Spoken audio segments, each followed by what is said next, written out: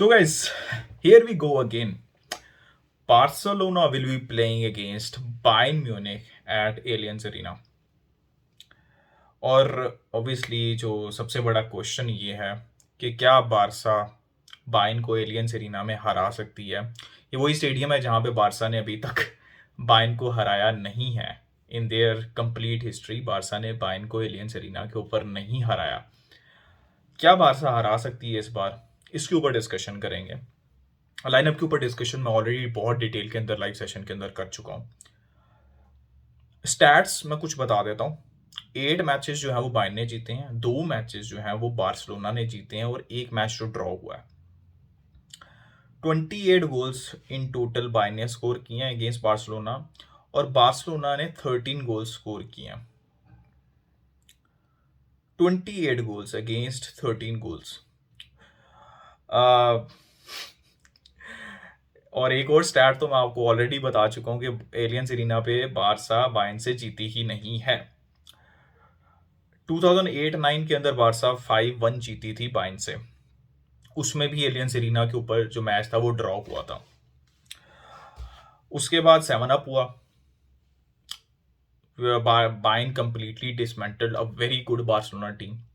उसके बाद 2014-15 में बारसा ने थोड़ा सा रिवेंज लिया और 5-3 किया, जिसके अंदर हमें कैंप nou के ऊपर याद है brilliant individual performance by Messi and obviously return leg में it was Suarez and Neymar. Messi Neymar Suarez की बेहतरीन परफॉर्मेंस थी उस टाई के अंदर और बारसा 5-3 जीती थी टाई को। लेकिन एलियंस एरिना पे फिर भी बारसा 3-2 हार गई थी।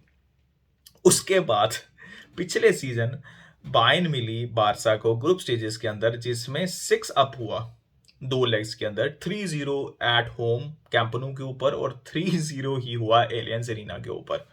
तो ये तो मैंने आप लोगों को बता दिए स्टैट्स। और अगेन मैं वो रिपीट करूंगा एक दोबारा क्वेश्चन, क्या बारसा बायर्न को एलियंस एरिना के ऊपर हरा सकती है? क्योंकि एलियंस एरिना के ऊपर ही मैच है, बायर्न के होम के ऊपर मैच है, बेहतरीन एटमॉस्फेयर रहता है यार। It's a big ask right now. अब अर्ली प्रोडिक्शन मैं दे देता हूं जैसे मैंने पहले भी दी, तो I am going for a 2-2 draw in this game. उसकी रीजन पता क्या? उसकी रीजन सिंपल सी है। एक तो हमारा रिकॉर्ड बिल्कुल भी अच्छा नहीं रहा, लेकिन records are meant to be broken, right? तो मैं वो सेंस नहीं कह रहा कि यार मतलब फुटबॉल के अंदर ना every day is a new day, simple सी बात है। और आपको करंट सिचुएशन के ऊपर टीम को का एनालिसिस करना पड़ता है। बट कुछ स्टेडियम्स ऐसे हैं, कैंप nou भी एक टाइम पे इट वाज एन एरिना जहां पे बहुत मुश्किल था, जैसे कहा जाता था कि 90 minutes at Camp nou is a very long time. इसी तरह एलियंस एरिना है, इसी तरह एनफील्ड और इसी तरह और भी बहुत से स्टेडियम्स हैं जहां पे बहुत मुश्किल होता है अवे खेलना। तो ये फैक्टर तो है, लेकिन obviously every day is a new day, every game is a new game, right? मैं 2-2 ड्रॉ के लिए इसलिए जा रहा हूं क्योंकि बायर्न की टीम बहुत अच्छी है। दे लॉस्ट लेवेंडोस्की जो कि कंसिस्टेंटली गोल स्कोर कर रहा था, but they will play Mané as false nine who is very much capable of scoring goals, और उसने किए भी हैं बुंडेसलीगा में। राइट बैक पोजीशन पे पावर्ड खेलते हैं, वहां पे मजरूई लेके आया ग्रेवेनबर्च को, Sabitzer is always there, Goretzka और किमिक हमेशा से वहां पे रहते हैं। दे आर पेसी विंगर्स, ठीक है? पेसी विंगर्स का मतलब ये नहीं है कि उनकी आउटपुट नहीं है। गनाब्री हो, चाहे वो किंग्सली कोमन हो, चाहे वो साने हो, ये ऐसे विंगर्स हैं जिनके पास वन टच कंट्रोल है। They have pace, but they know that they are playing for Bayern Munich, और वहां पे आपको लिंक अप प्ले आपका बहुत अच्छा होना चाहिए। तो they are just not pacey wingers, उनका लिंक अप प्ले बहुत अच्छा है और it's very hard to get ball off them, ठीक है? तो ये मतलब एक मैं आपको स्ट्रेंथ बता रहा हूँ। केमिक तो है ही है उनकी स्ट्रेंथ, लेकिन उनकी जो स्ट्रेंथ है ना वो उनकी फ्रंट फोर है, ठीक है? और उसके अंदर मुलर है who is very smart and intelligent, जो कि जिसको एक्सप्लेन करने की जरूरत नहीं है। तो उनकी जो फ्रंट लाइन है ना वो उनकी स्ट्रेंथ है। उनकी वीकनेस क्या है? उनका defence. I will be very honest, उनका जो वहाँ पे हमें स्पेशली पावर्ड खेलता है तो लेफ्ट साइड से हमें अटैक करना है।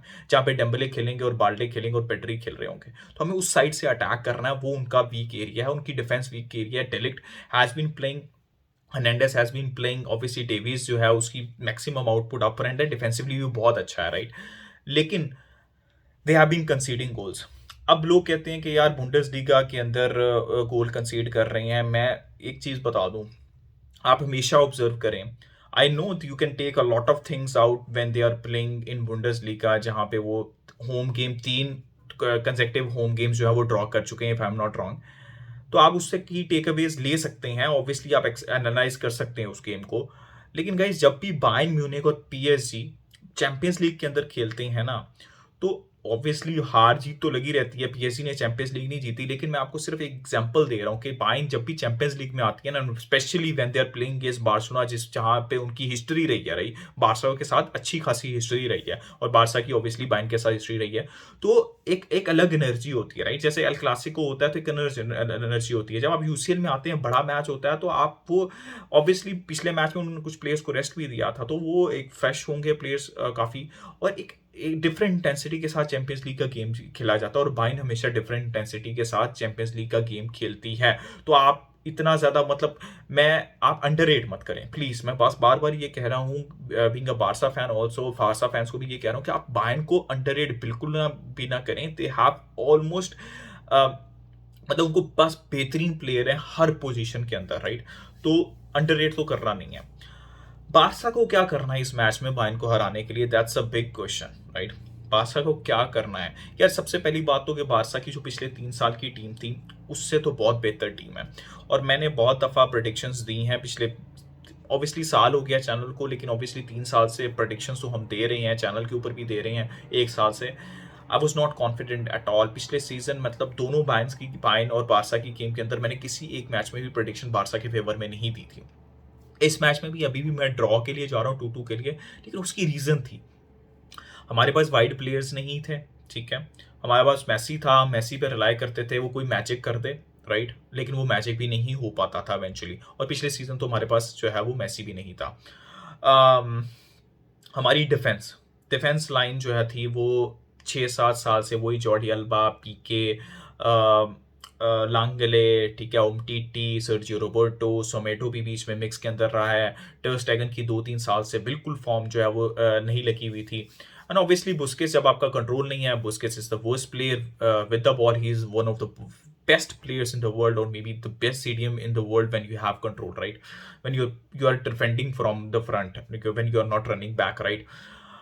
तो बारसा को क्या करना है? और इस ये वाला जो स्क्वाड है ये बहुत इंप्रूव्ड है, हमने बहुत ज्यादा, मैं सबसे ज्यादा खुश हमेशा से ये कहता हूँ, obviously we sign Raphinha, Lewandowski, Kessie को हमने साइन किया, बट हम सबसे ज्यादा मुझे खुशी इस बात की है कि हमने कुंडे, क्रिस्टनसन, एरिक गार्शिया, हमने बेलरिन, अलोंसो, जो भी हमने डिफेंसिव साइनिंग की, मुझे इस बात की बहुत ज्यादा खुशी है। That's why I am a little bit more confident. और मैं एक और रीजन की वजह से भी कॉन्फिडेंट हूँ गोइंग इनटू दिस मैच कि कि बारसा ना गेम्स को डोमिनेट कर रही है, राइट? सेशंस को, डिफरेंट एरियाज को डोमिनेट कर रही है बारसा। बारसा के अंदर बिलीव है they can always score with that front line, and they have the believe that अगर वो हाई लाइन भी खेलते हैं, जो कि उनको खेलनी है, जो उनको खेलनी चाहिए भी है, यही फिलॉसफी है चावी की भी, राइट? यही उसका गेम प्लान है। तो they have enough pace, they have enough defenders to cover up, and obviously Ter Stegen का रोल भी बहुत इंपॉर्टेंट रहेगा। बारसा को करना क्या है? लोग क्या कह रहे हैं कि यार डेम्बले मेरे हिसाब से क्रूशियल प्लेयर रहेगा इस तरह की गेम्स के अंदर जहां पे लो ब्लॉक के अंदर टीम नहीं रहेगी। तो हमें ये तो बात पता है कि आई एम एक्सपेक्टिंग कि हाई लाइन खेलेगी यहाँ पे, ठीक है? एंड टू एंड स्टफ रहेगा, this is what I am expecting कि हाई लाइन खेलेगी, जैसे सिटी का गेम था ना वैसा रहेगा। मुझे ऐसा लगता है कि हाई लाइन खेलेगी यहाँ पे बायर्न, और डेम्बले के लिए मैच बहुत सूट करेगा, because he likes to have that space, जाके वहां पे वो अपनी स्पीड दिखा सके एंड एक्सेलरेट कर सके वहां पे जहां पे उसको स्पेस मिलती है। जहां पे उसको स्पेस नहीं मिलती तो वहां पे वो बॉल लूज करता है। बट अगेन हमारे फॉरवर्ड्स को, डब्ली, रफीनिया और डेम्बले को, they have to be very careful कि की एरियाज के अंदर, फाइनल थर्ड के अंदर बॉल गिव अवे ना करें, बिकॉज टीम्स जो है वो आउट ऑफ पोजीशन होती है, आपके प्लेयर्स आउट ऑफ पोजीशन होते हैं, मिडफील्डर्स आपके आउट ऑफ पोजीशन होते हैं, और फिर पेस बहुत ज्यादा यहाँ पे बायर्न के पास, और फिनिशिंग एबिलिटी भी है यहाँ पे बायर्न के पास, ठीक है? सिर्फ पेस नहीं है, मैं बार पहले भी एक्सप्लेन किया, फिनिशिंग एबिलिटी है to basically kill the game of.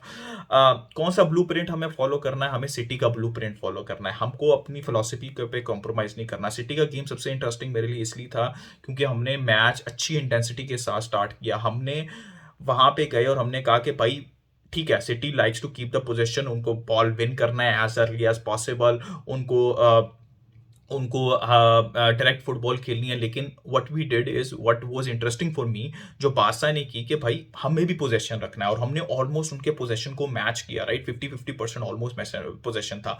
We were hungry to recover the ball back. This is what we have to do, this is what Xavi wants his team to do. हमको sit back नहीं करना, हमको ball लेनी है, हमको press करना है, हमको प्लेयर्स जो हैं, हमको जल्दी बॉल विन करनी है, we have to be very direct, हमको कंट्रोल रखना है, हमको हाई लाइन खेलना, हमको ऑपोजिशन हाफ में खेलना है। This is what we want to do, right? जो हमने सिटी के अगेंस्ट किया। What we don't want to do is not starting the game with high intensity. जो सबिया के पहले 20-25 मिनट थे, वो भी एक अच्छा ब्लू प्रिंट है कि जो चीज़ें हमको अवॉइड करनी है। हमको शुरू के 20-25 मिनट इंटेंसिटी अपनी अच्छा गेम स्टार्ट करना है हाई इंटेंसिटी के साथ। अगर आपने सबिया जैसी गेम में जितने हमने चांसेस उनको दिए थे, इतने चांसेस अगर हमने बायर्न को दिए, भाई बायर्न 2 गोल स्कोर कर देगी and then you will be trailing in that game. तो सिटी का गेम ऑल्दो फ्रेंडली था, बहुत अच्छा ब्लूप्रिंट था। सबिया का गेम हमने अच्छा जीता बाद में, लेकिन जो 20-25 मिनट है इंटेंसिटी मेंटेन करनी है। दुनिया की बड़ी टीम्स जो भी चैंपियंस लीग जीती हैं, जो भी प्रीमियर लीग जीती हैं, जो भी कंसिस्टेंटली परफॉर्म कर रही हैं, वो शुरू से इंटेंसिटी मेंटेन करती हैं, शुरू अच्छा करती हैं 20-25। इस बार लिवरपूल इसलिए स्ट्रगल कर रही है क्योंकि वो जो शुरू में 20-25 मिनट गेम को किल ऑफ करते थे ना, वो नहीं वो कर पा रहे, वो इंटेंसिटी नहीं दिखा पा रहे जो उनका खासा होता था। तो this is what we have to do, right? I still believe, मैं लाइनअप के ऊपर डिस्कशन कर चुका हूं, लेकिन आई स्टिल बिलीव कि Frenkie should be starting this game, लेकिन I am not against Gavi. क्योंकि गावी एक डिमेंशन देता है आपको फाइनल थर्ड में, हायर अप द पिच वो प्रेस करता है, उसकी गोल स्कोरिंग, उसकी असिस्ट मेकिंग एबिलिटी बहुत अच्छी है।